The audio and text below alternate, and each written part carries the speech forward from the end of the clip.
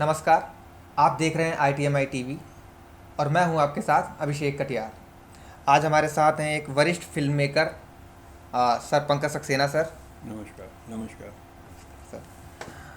जो हमारे साथ अपनी फिल्म का एक्सपीरियंस साझा करेंगे और हमें बताएंगे कि एक अच्छा फिल्म मेकर कैसे बना जाए।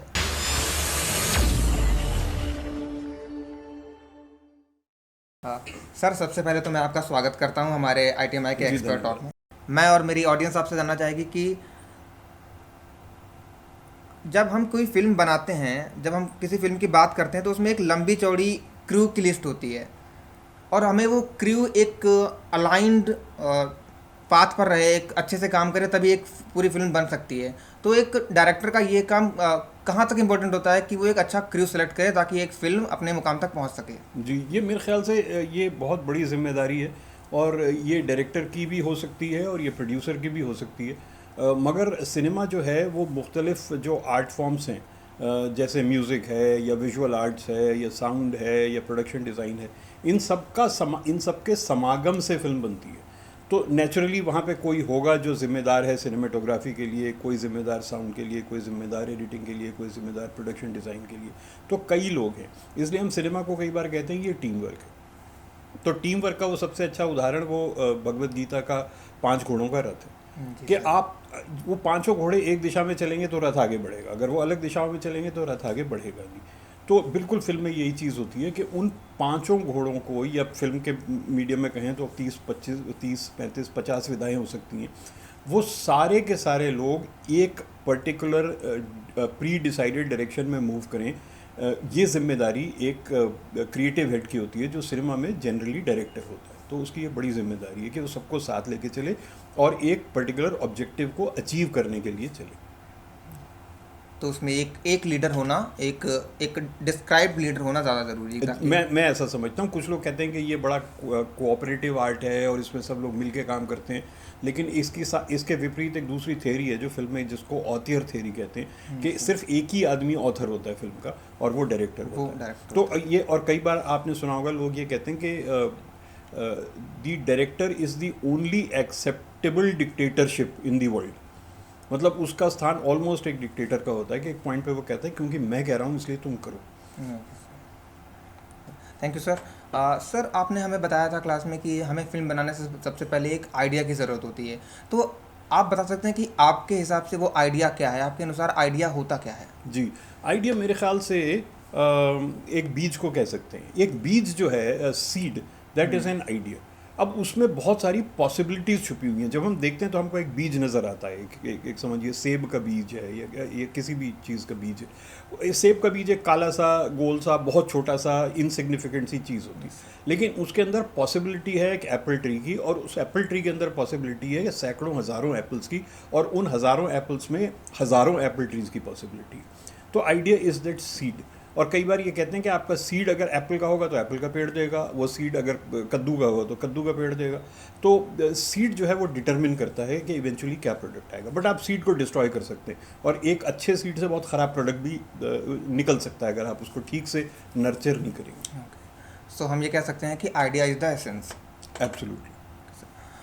सर एक पोस्ट प्रोडक्शन काम होता है, एक प्रोडक्शन काम होता है। तो सर पोस्ट प्रोडक्शन और एडिटिंग को और प्रोडक्शन को किस तरह से एक सामंजस्य में बैठाया जाए कि उस पर अच्छे से काम हो सके?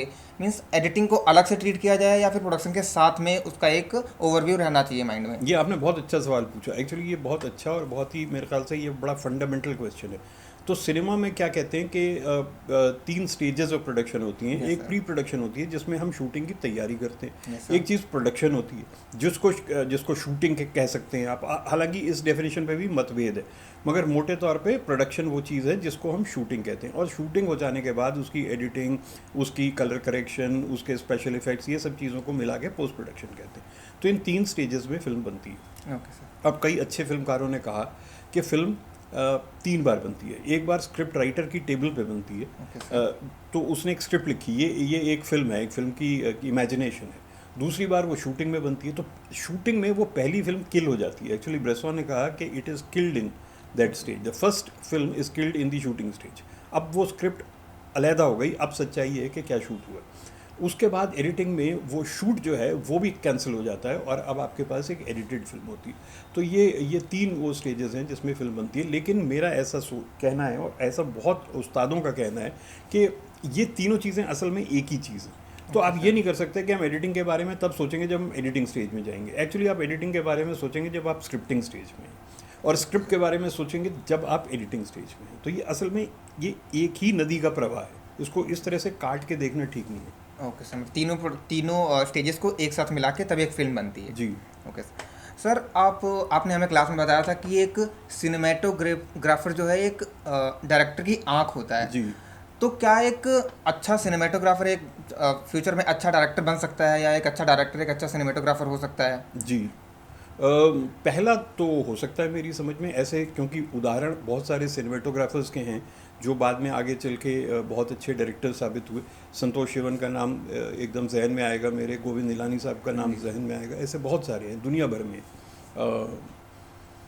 डायरेक्टर जो है वो सिनेमेटोग्राफर बन जाए, यानी कि डायरेक्शन छोड़ के वो एक स्पेशलाइज सिनेमेटोग्राफर बन जाए, इसके उदाहरण ज़्यादा मिलेंगे नहीं। कारण ये है कि सिनेमेटोग्राफी एक टेक्निकल आर्ट उसको कह सकते हैं, टेक्नो आर्ट उसको कह सकते हैं। तो जो सिनेमेटोग्राफर्स हो सकते हैं वो सिनेमेटोग्राफी करते करते हो सकता है उसके मन में ये इच्छा जागे कि मैं कहानी कहना चाहता हूँ, तब वो अपनी सिनेमेटोग्राफी को यूज़ करते हुए एक कहानी कहेगा, तब वो फिल्म डायरेक्टर होगा या फिल्म ऑथर होगा। लेकिन इसके विपरीत उदाहरण मैंने कम देखे हैं कि कोई डायरेक्टर जो है वो ये कहे कि अब मैं सिनेमेटोग्राफर हो गया और अब मैं दूसरों लोगों के लिए सिनेमेटोग्राफी करूँगा। सर वो ऐसा इसलिए तो नहीं है कि डायरेक्टर एक सीनियर पोस्ट है और सिनेमेटोग्राफर एक लोअर पोस्ट है, इसलिए नहीं स्विच होना चाहते? नहीं, ऐसा नहीं है, ऐसा नहीं है। वो इसलिए है कि सिनेमेटोग्राफी एक बहुत टेक्निकल, ये सिनेमा जो है ना, ये बाकी आर्ट से इस तरह से भी फ़र्क है कि ये बहुत टेक्नोलॉजी डिपेंडेंट है, टेक्नोलॉजी बेस्ड है। तो सिनेमेटोग्राफी करने के लिए कई दशकों की प्रैक्टिस और ट्रेनिंग की ज़रूरत है।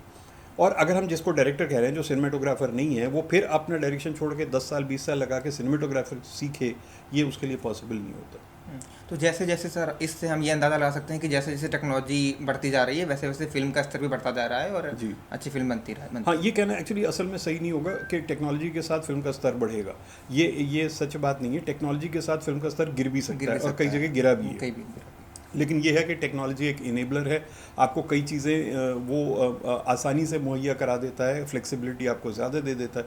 मगर अगर आपकी सोच अच्छी नहीं है तो कोई टेक्नोलॉजी आपको, आइडिया अच्छा है उसमें टेक्नोलॉजी एक प्लस पॉइंट का काम करेगी, एक अच्छी फिल्म बनकर हाँ, अगर आपको यूज़ करना आता हो, एटम वाली बात है, आप एटम को भले के लिए भी यूज़ कर सकते हैं, बुरे के लिए भी यूज़ कर सकते हैं। ये तो वो वाली बात है।